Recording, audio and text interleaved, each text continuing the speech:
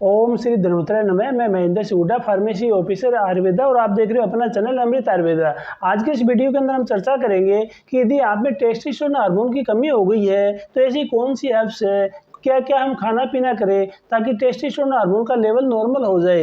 एक scientific report आई है, उसके हिसाब से आज के समय में 26% मेल के अंदर टेस्टोस्टेरोन हार्मोन की कमी पाई गई है। उसके परिणाम स्वरूप ये होता है कि किसी भी काम में मन न लगना, एकाग्रता कंसंट्रेशन कम बनना, और उसके साथ साथ में शारीरिक मानसिक रूप से थकावट होना, ये सारे लक्षण दिखाई देते हैं। क्योंकि आज की डेट की जो भागा दौड़ भरी की जिंदगी है, लेट से सोना है, लेट से उठना है, अनियमित आहार विहार है, खाने पीने की शैली अलग होने से, प्रोसेस्ड फूड को ज़्यादा खाने से, अल्ट्रा प्रोसेस्ड फूड और तेल तली चीज मिक्स मसाले का ज़्यादा सेवन करने से टेस्टोस्टेरोन हार्मोन के लेवल में कमी आ रही है। तो आज इस वीडियो के अंदर हम एक ऐसी हर्ब्स के बारे में जिक्र करेंगे जिसमें साइंटिफिक रिसर्च के हिसाब से यदि इसको लगातार 3 महीने तक आधा चम्मच सुबह, आधा चम्मच शाम को, यानी 2.5 ग्राम सुबह शाम 2 बार लिया जाए तो इसमें टेस्टोस्टेरोन हार्मोन का लेवल है वो 15 से लेकर 17% तक बढ़ोतरी हो सकती है। यदि आपको ऊपर वाले लक्षण है,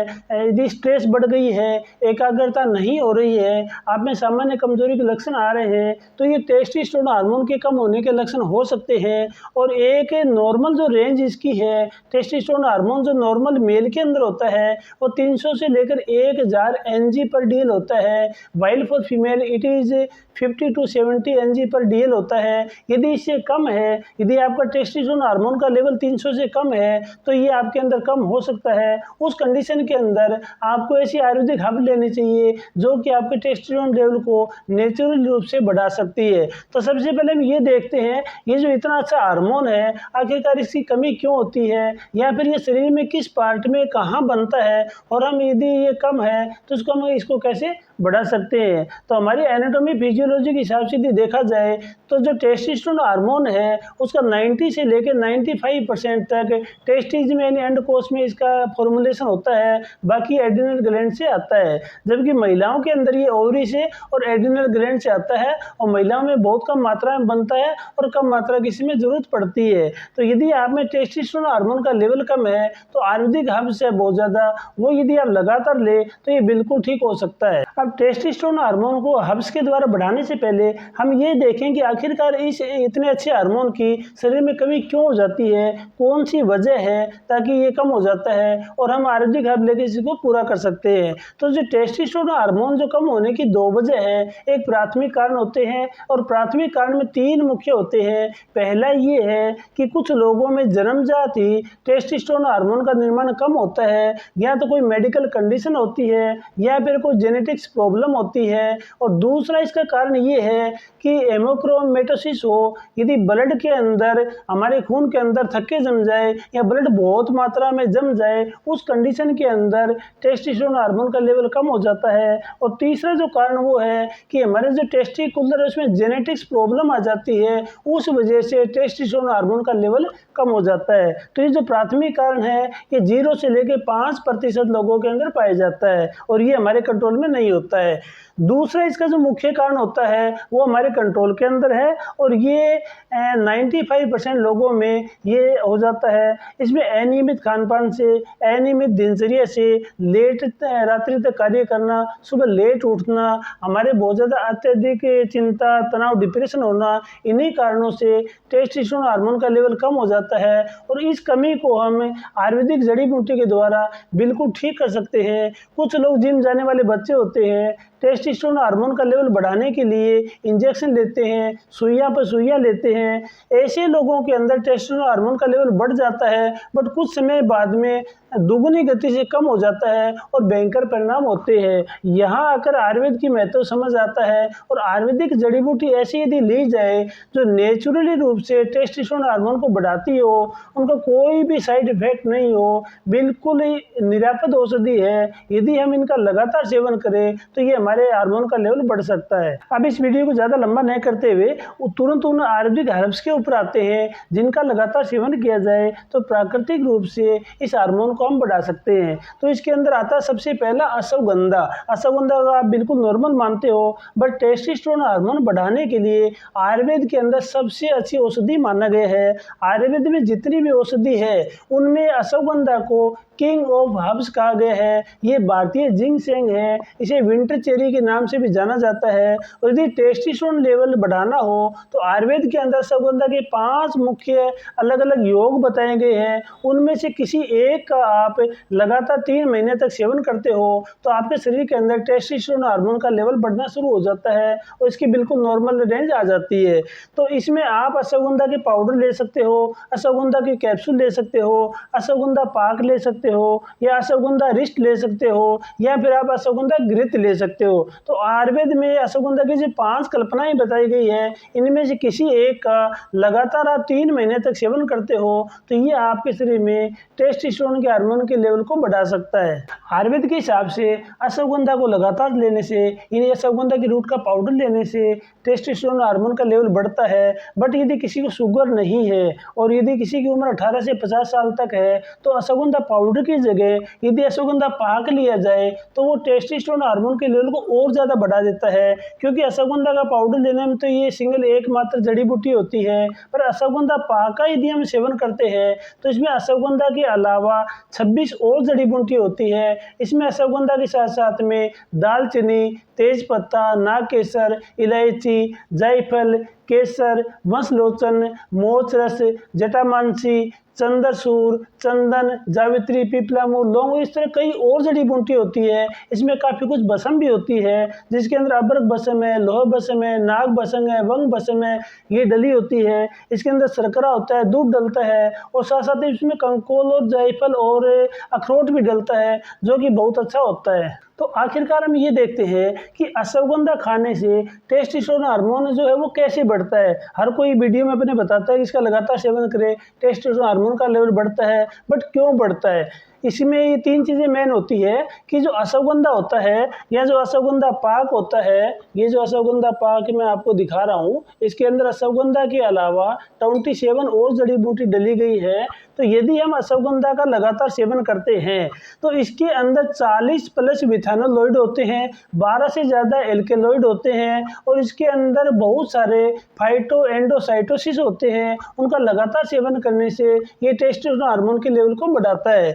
दूसरी चीज़ इसमें ये होती है कि अश्वगंधा आयुर्वेद के हिसाब से एक एडोप्टोजेनिक हर्ब्स है, मेद्य रसायन है। शरीर के अंदर, मस्तिष्क के अंदर जो कोर्टिसोल का लेवल होता है उसको कम करता है।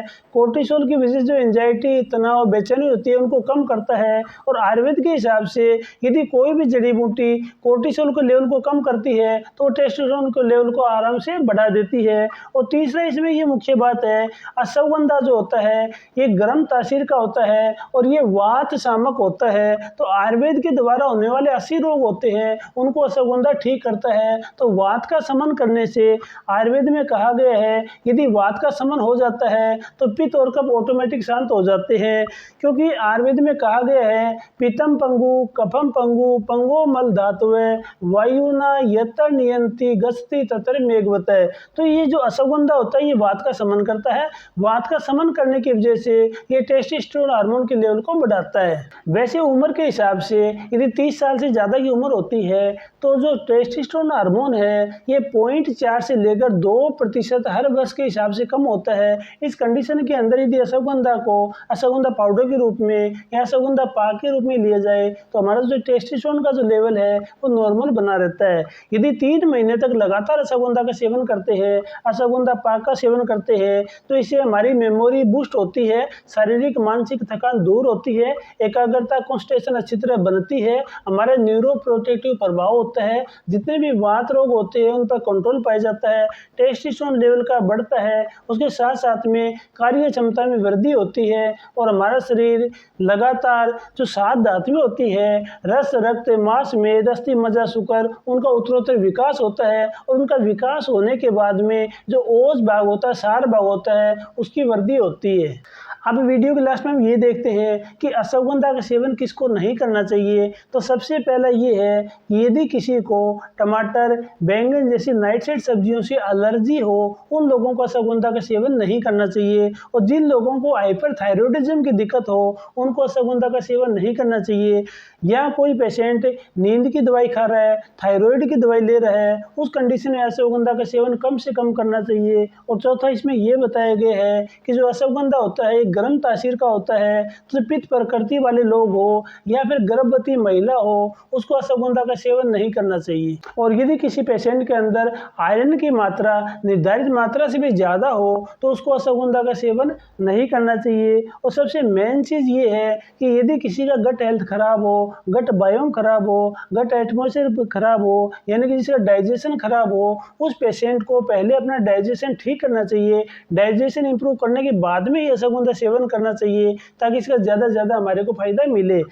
वीडियो के लास्ट में हम ये देखते हैं कि अश्वगंधा का कितनी मात्रा में सेवन करें और किसके साथ में सेवन करें। तो अश्वगंधा के जो 5 योग बताए गए हैं, उसमें यदि आप अश्वगंधा पाउडर ले रहे हो यानी अश्वगंधा चूर्ण ले रहे हो, तो आधा चम्मच सुबह, आधा चम्मच शाम को, यानी 2.5 ग्राम सुबह शाम दूध के साथ लेना चाहिए। और यदि आप इसकी कैप्सूल ले रहे हो, वटी ले रहे हो, तो 500 mg की डोज सुबह शाम 2 बार दूध के साथ लेना चाहिए। अश्वगंधा पाका यदि सेवन कर रहे हो, तो 1 चम्मच सुबह शाम, यानी 5 ग्राम सुबह शाम दूध के साथ लेना चाहिए। और यदि किसी के लिपिड नहीं है, कोलेस्ट्रॉल नहीं है, मोटापा नहीं है, तो वो अश्वगंधा घृत ले सकता है। और अश्वगंधा जो घृत है वो 5 ग्राम सुबह, 5 ग्राम शाम को दूध के साथ लेना चाहिए। और यदि कोई अश्वगंधा अरिष्ट का सेवन कर रहे हैं, तो अश्वगंधा अरिष्ट 4 चम्मच यानी 20 ml सुबह शाम 2 बार पानी के साथ लेना चाहिए, तो बहुत अच्छा कार्य करता है। और अश्वगंधा का किसी भी रूप में आप यदि सेवन कर रहे हो, तो इसका यदि आप लगातार 3 महीने तक सेवन करते हो, तो बहुत अच्छा रिजल्ट मिलता है। इस प्रकार अश्वगंधा का किसी भी रूप में आप सेवन करके अपना टेस्टोस्टेरोन का हार्मोन का लेवल है वो बढ़ा सकते हो। इसके साथ साथ में आपके किचन में पाई जाने वाली कुछ सब्जियां होती है, यदि आप उनका भी सेवन करते हो, तो इस हार्मोन का लेवल और तेजी से बढ़ता है। तो इसके अंदर सबसे पहले आता है अदरक। अदरक के अंदर बहुत सारे न्यूट्रिएंट होते हैं और कई इसमें प्रतिरक्षा तंत्र को बढ़ाने वाले एंटीऑक्सीडेंट प्रॉपर्टी होती है। अदरक का यदि लगातार सेवन किया जाए तो टेस्टोस्टेरोन के लेवल को बढ़ाता है। दूसरा था दामियाना। दामियाना की जो पत्ती होती है, उसका यदि आप चाय बना के पीते हो, दामियाना एक मैक्सिकन प्लांट होता है, इसकी यदि पत्ती की चाय बना के पीते हो, तो ये आपके टेस्टोस्टेरोन हार्मोन के लेवल को बढ़ा सकता है। तीसरा आता है पालक। पालक के अंदर मैग्नीज, मैग्नीशियम और दूसरे पोषक तत्व होते हैं। इनका लगातार सेवन करने से ये हमारे पुरुष हार्मोन के अंदर बढ़ोतरी कर सकता है। अगला आता है लहसुन यानी गार्लिक। लहसुन के अंदर एलिसिन नाम का कंपोनेंट पाया जाता है। इसका लगातार सेवन करने से ये पुरुष तंत्र को बढ़ाता है, ये मर्दाना हार्मोन को बढ़ाता है। इसी क्रम में 5वीं सब्जी है वो है प्याज। प्याज के अंदर DDF होता है, इन डाइलिल डाइसल्फाइड होता है। इसका लगातार सेवन करने से ये हमारे हार्मोन के लेवल में वृद्धि करता है। इस प्रकार इन सब्जियों का भी यदि हम साथ में सेवन करें तो ज़्यादा इसमें आराम आता है। उसके साथ साथ में यदि हम सुबह जल्दी उठने का प्रोग्राम बनाए, ब्राह्मी का सेवन करें, नियमित रूप से योगा करें, एक्सरसाइज करें, मॉर्निंग वॉक करें, तो ये हार्मोन का लेवल हमारे शरीर में बहुत अच्छी तरह बढ़ सकता है। और ये जो अश्वगंधा है एक बिल्कुल निरापद औषधि है। लगातार 3 महीने आप सेवन कीजिए तो आपका हार्मोन का लेवल बिल्कुल ठीक हो सकता है। तो मैं आशा करता हूँ आज का वीडियो आपको अच्छा लगा होगा। बहुत जल्दी मिलते हैं एक और अच्छे वीडियो के साथ में। भगवान धन्वंतरी आपको आरोग्य प्रदान करे। धन्यवाद।